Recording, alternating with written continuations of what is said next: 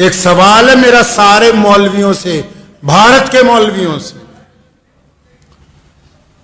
چاہے وہ دیوبندی مولوی ہے، چاہے وہ بریلوی مولوی، چاہے وہ تبلیغی جماعت والے ہیں، چاہے وہ جماعت اسلامی والے ہیں، چاہے وہ ندوہ والے ہیں، چاہے وہ جامعہ ملیہ والے ہیں، جتنے بڑے بڑے دانشور مسلمان بنے پھرتے ہیں، ان سب سے سوال ہے کہ یہ جو اب عام شادیاں مسلمانوں کی ہوتی ہیں جن میں تم ڈی جے لگا کے ڈھول بجا کے اور وہاں رقص و سرور کی محفلیں منعقد کی جاتی ہیں، اور آپ جیسے بڑے مسلمانوں کے چودھری جن لوگوں نے وقت بھی لگایا، جو اپنے آپ کو خواجہ اجمیری کے سجادہ نشین بھی کہتے ہیں، جو اپنے آپ کو اہل سنت والجماعت کے جانشین کہتے ہیں، جو اپنے آپ کو علماء دیوبند کے وارث کہتے ہیں، اکثر دیکھنے کو ملتا ہے کہ جتنی غیر شرعی شادیاں ہیں یہ اپنی داڑیاں لے کے وہاں صوفوں پر بیٹھ کے آرام سے مرغا بریانی کھاتے ہیں۔ کیا تمہاری غیرت تمہیں ایک دفعہ نہیں چجوڑتی کہ رسول اللہ کے حکموں کی کلی خلاف ورزی ہو رہی؟ کیا تمہارے دل میں ذرا برابر بھی شرم، ذرا برابر غیرت نہیں آتی تمہیں؟ کہا مفتی صاحب نے، کہنے لگے میں گیا، لڑکی کو پوچھا کہ تمہیں فلاں کے ساتھ نکاح میں دے دیا، یہ گواہ کھڑے ہیں، یہ وکیل کھڑا ہے، تجھے قبول ہے؟ لڑکی بولتی نہیں۔ فرمایا 3 دفعہ پوچھا، لڑکی بولتی نہیں، تو سارے مفتی مل کے کیا کہتے ہیں کہ اگر بولتی نہیں ہے تو اس کا مطلب رضامند ہے، دستخط کراؤ، نکاح ہو گیا۔ کیا ہے جی؟ رضامند ہے۔ شریعت نے کہا کہ اگر وہ شرم کی وجہ سے نہیں بولتی تو رضامند ہے، اور اگر رضامند نہ ہوتی تو بغاوت کرتی۔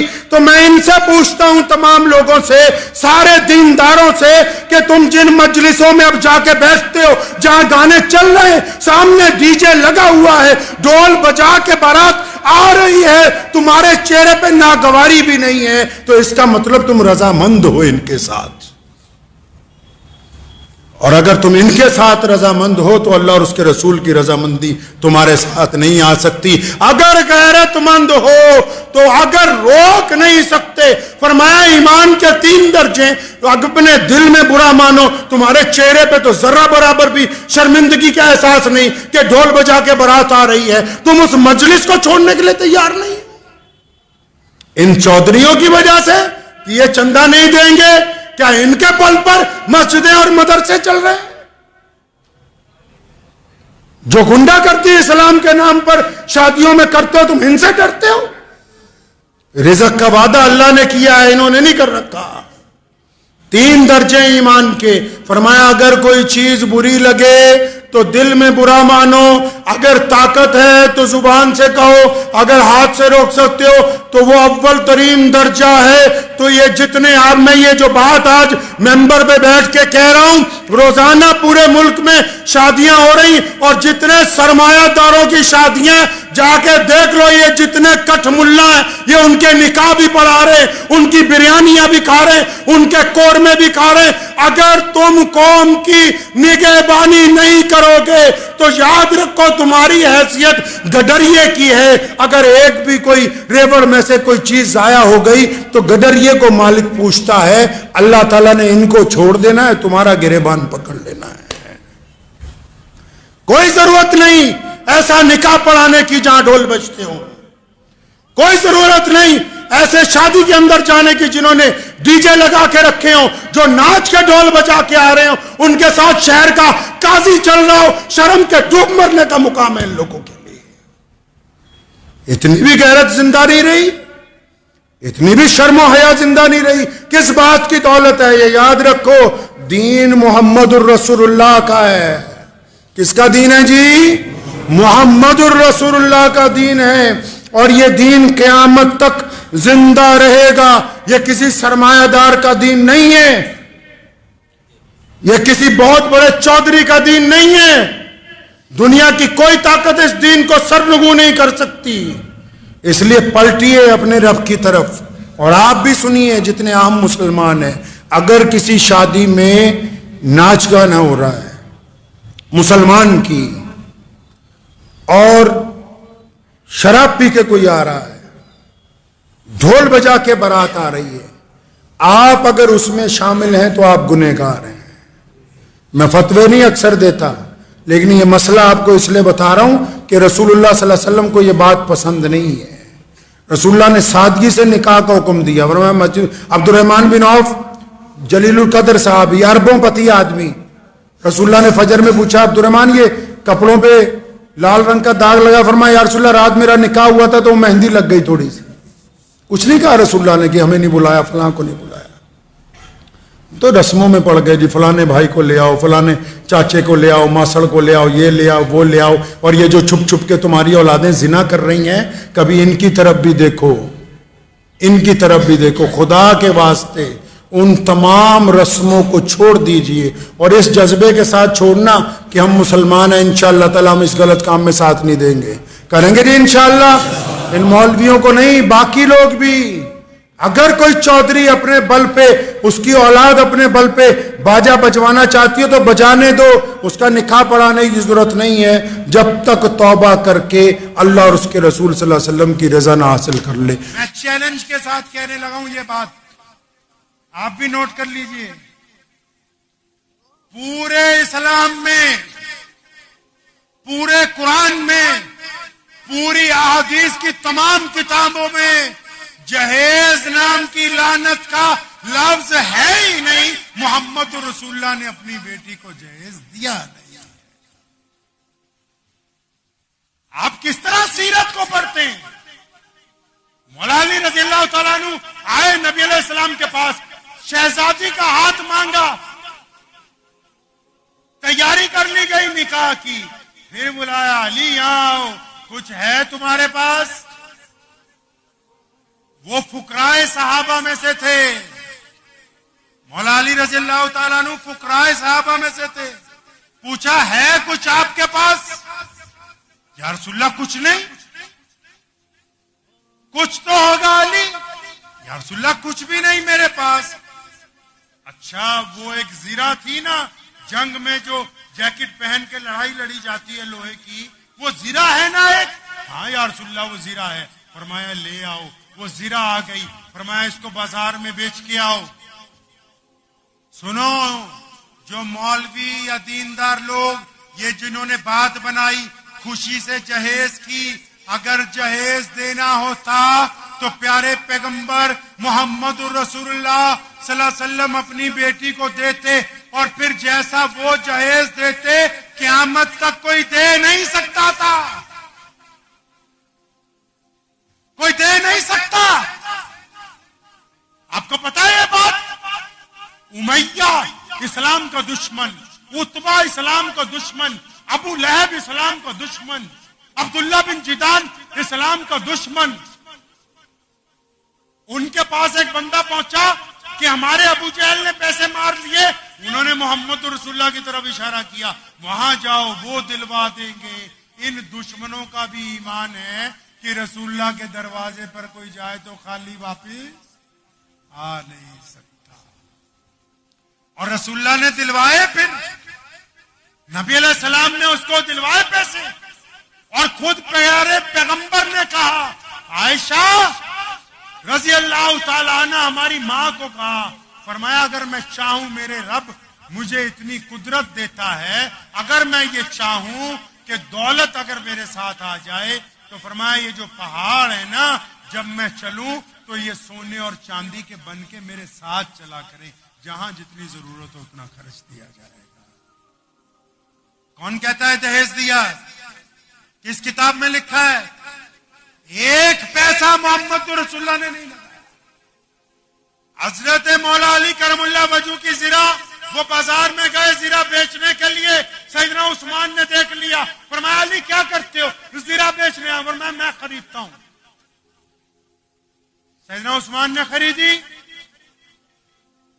دینار لے کے آئے، کچھ دینار گھر بھیجے، فاطمہ کا جوڑا تیار کرو، کچھ دینار مولا علی کو واپس دیے۔ کیا کرنا ہے؟ کیا کرنا ہے؟ فرمایا ایک گدا خرید لو، گدا بھی کون سا؟ جس میں کھجور کے پتے بھرے ہوئے ہوتے ہیں۔ 2 تکیے خرید لو، تکیے بھی کون سے؟ جن میں پھوس بھرا ہوا ہوتا ہے۔ ایک مشکیزہ خرید لو، مشکیزہ کس لیے؟ تاکہ پانی رکھ لیں گھر میں۔ اور ایک آٹا پیسنے کے لیے چکی خرید لو۔ یہ 4 چیزیں ہیں جس کو آج کل کے ڈپلیکیٹ لوگ دہیز فاطمہ کا نام دیتے ہیں، رسول اللہ نے ان چاروں چیزوں پہ اپنے پیسے خرچ نہیں کیے، مولا علی نے اپنے مہر میں سے یہ چیزیں خریدی۔ خوشی کا دہیز۔ ایک بات بتائیے، آپ لوگ شاید کچھ لوگ جانور پالتے ہوں، بقرہ عید کے لیے کچھ لوگ گھروں میں جانور پال لیتے ہیں، ایمانداری سے دل پہ ہاتھ رکھ کے بتاؤ، جو اپنے گھر کا پلا ہوا جانور ہے جب اس کی قربانی کا وقت آتا ہے دل پہ کیا گزرتی؟ بتاؤ تو صحیح، کیا بچوں پہ نہیں گزرتی، آپ پہ نہیں گزرتی؟ کیا آپ خود وہ گوشت کھا لیتے ہیں؟ زیادہ تر لوگ اسے تقسیم کر دیتے ہیں جو اپنے ہاتھ سے پالا ہوا ہو۔ ایک بات تو بتاؤ عقل مند لوگوں، یہ جو شادی ہونے کے لیے جا رہی ہے، یہ جو بیٹی جس کو ہم نے اپنے جگر سے لگا کے بچپن میں پالا، جس کو 20 سال 22 سال 25 سال ایک باپ نے اپنی شہزادی بنا کے رکھا، جس دن اس کی رخصتی کا دن ہوتا ہے وہ اس باپ کے دل میں شادمانے بجنے کا دن ہے، یا اس کا باپ کا دل اندر سے رو رہا ہوتا ہے کہ میں نے اپنا جگر کا ٹکڑا آج دینا؟ بتاؤ تو صحیح وہ دن کون سا ہوتا ہے؟ مان لیا افسوس کا دن نہیں ہے، باپ کو خوشی ہے لیکن خدشہ بھی ہے کہ جا کے بسے گی تو بسے گی کیسے؟ وہ خوشی کا دن نہیں ہوتا۔ جو بے غیرت لوگ جاتے، پورے قرآن میں پوری حدیث میں برات کا لفظ نہیں ہے۔ یہ جو دہیز کی بات چلی، یہ بھی میں آپ کو بتا دوں، یہ جو اس ملک میں ہماری ہمسایہ قومیں جتنے بھی مذہب ہیں ان کے بڑے بزرگوں نے شروع کیا تھا دان دہیج، مطلب جب بیٹی گھر سے جانے لگی ہے اس کو کچھ دو۔ کیوں؟ کیونکہ اس وقت قانون نہیں تھا کہ بیٹی کو جائیداد میں حصہ دینا ہے۔ اور مسلمانوں، تمہارے نبی نے تو پہلے دن کہا کہ بیٹی جائیداد میں باپ کی وراثت کی حقدار ہے، جو جائیداد میں حقدار ہے اس کو دہیج کس طرح دیا جا سکتا ہے؟ ہماری حکومت نے اب 2006 میں یا 7 میں مجھے یاد ہے، ہمارے بھارت سرکار نے قانون بنایا کہ بیٹی بھی جائیداد کے اندر حصے دار ہوگی، لیکن پہلے دہیج اس لیے بنایا تھا کہ بیٹی جا رہی ہے، ماں باپ چاہتے تھے اپنی زندگی میں تو کچھ دے دیں، لیکن آپ کے نبی نے تو آپ کو پہلے ہی بتا دیا تھا کہ یہ جو تمہاری بیٹی ہے، یہ جو تمہاری شہزادی ہے، تم کروڑ پتی بھی بن جاؤ، ارب پتی بھی بن جاؤ، جب تمہاری وصیت تقسیم ہوگی، جب تمہاری جائیداد تقسیم ہوگی، تمہارے بیٹوں کے ساتھ ساتھ تمہاری شہزادیوں کو حصہ دیں گے۔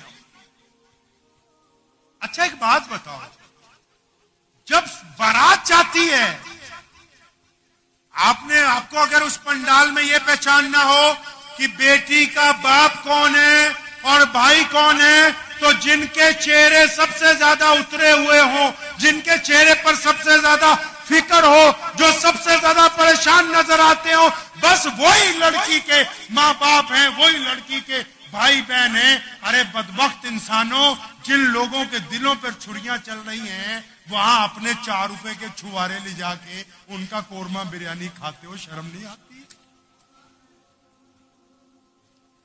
دستور تو دیکھیے کیا بنایا ہے، چھوارے ہمارے،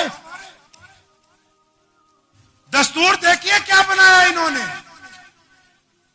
50 لاکھ کی شادی اور چھوارے غلامیاں۔ کتنے کے چھوارے لے آئے بھائی؟ 2000 کے، 2500 کے، 3000 کے؟ نہیں بھائی، چھوارے ہم۔ ایک باپ آپ کو اپنی عزت دے رہا ہے،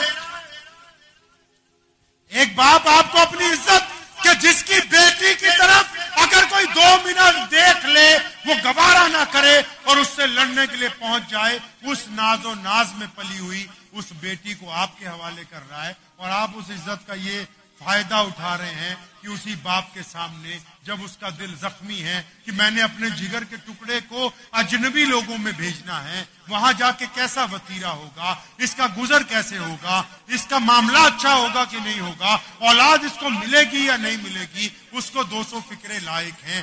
آپ کے نخرے نہیں آتے کہ بریانی اچھی نہیں تھی، قورمہ اچھا نہیں تھا، کافی ٹھنڈی ہو گئی تھی، بستر بڑھیا نہیں بنائے۔ ارے بدبختو، کسی کے باپ کی آرزوؤں کے خون کو اگر چوسنا ہی ہے तो फिर तो वैसे ही किसी के यहाँ डाका मार के भी चूस सकते हो। ये कोई बेहतरीन तरीका नहीं बनाया आपने। मुझे उम्मीद है कि आपको ये वीडियो पसंद आई होगी। अगर पसंद आई हो तो ये आप अपने दोस्तों के साथ शेयर करें और इस चैनल को सब्सक्राइब जरूर करें।